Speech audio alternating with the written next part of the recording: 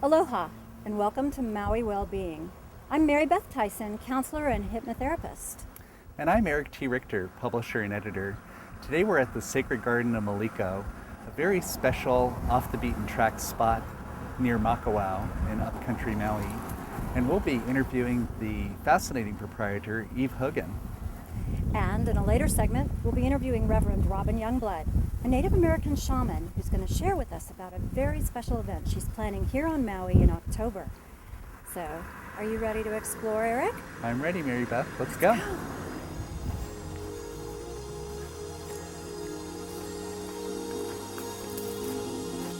Aloha. Hi, sweetheart. Great to see you. Great to see you too. Thank you. Welcome to the garden. Oh, thanks. Hi. Hey, Nice to see you. Nice to see you. too, and your lovely place. Thank you. Welcome. You've been here. I have. Wonderful. I've been here and meditated and had wonderful times. Oh, Experiences here. We had a big wonderful. party here. That's true. We did have a big Last party. year. It was a lot of fun. That was fun. Welcome.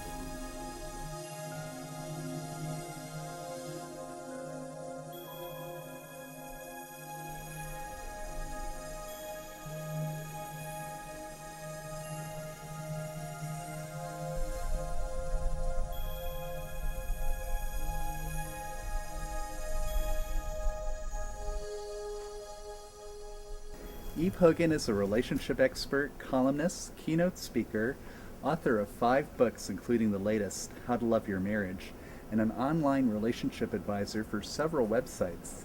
She holds a master's degree in education and is the proprietor of the Sacred Garden of Maliko in upcountry Maui. You're mostly known as an author, columnist, and relationship expert, Eve. How did you expand your work from growing people to growing plants? I love that question.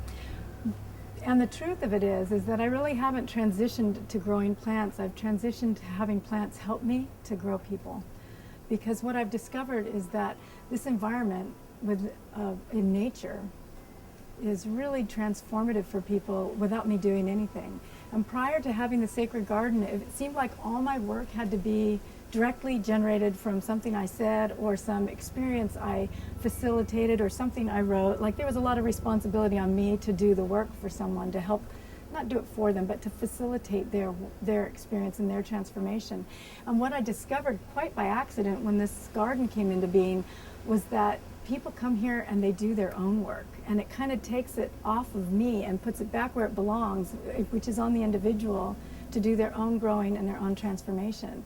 And I love that because what I've found is people come into this space and the immediate thing they do is they kind of go, wow, it's so peaceful in here.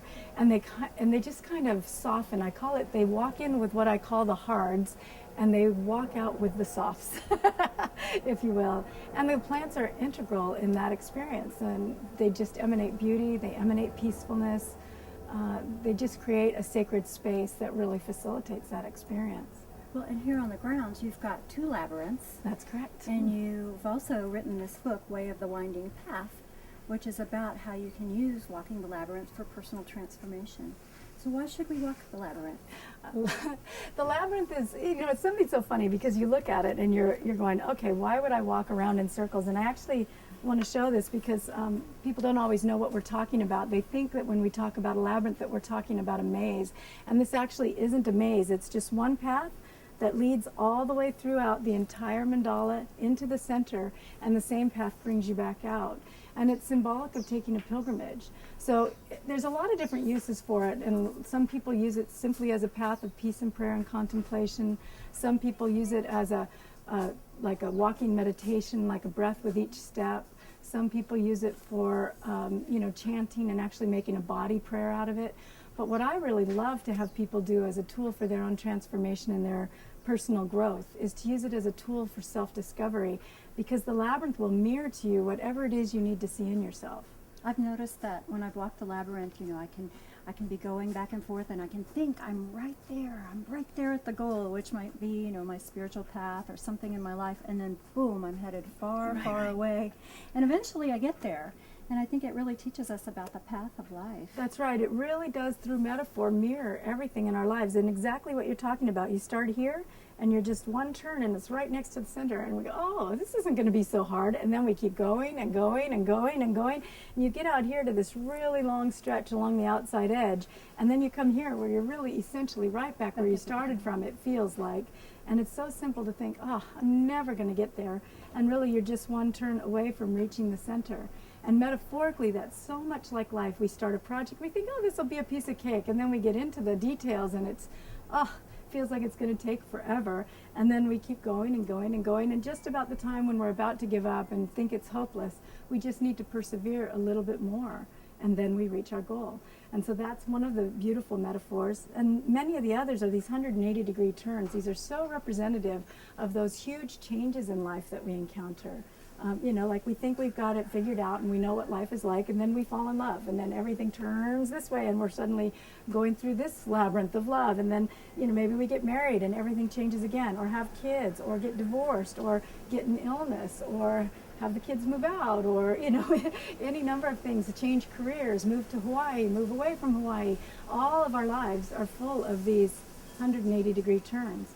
And even the symbol of the labyrinth itself is so symbolic of us as human beings, in that we all have a sacred center, just like the labyrinth. And we also have an ego mind that is completely surrounding us, and often what we happen, we often begin to think that this is who we are. And we get caught up in our money drama, our love drama, our health drama, our housing drama. We get caught up in all of that and forget that this is who we really are. So the labyrinth itself helps us to really walk through the blueprint of our own being and re-access our own divine center. Where were the first labyrinths created? Well, you know, there's a lot of history with labyrinths. We have 2 of them here at the garden, and this particular one comes from the Chartres Cathedral in France, which is about 40 minutes outside of Paris, and that one was built about 800 years ago, in around the year 1200 AD.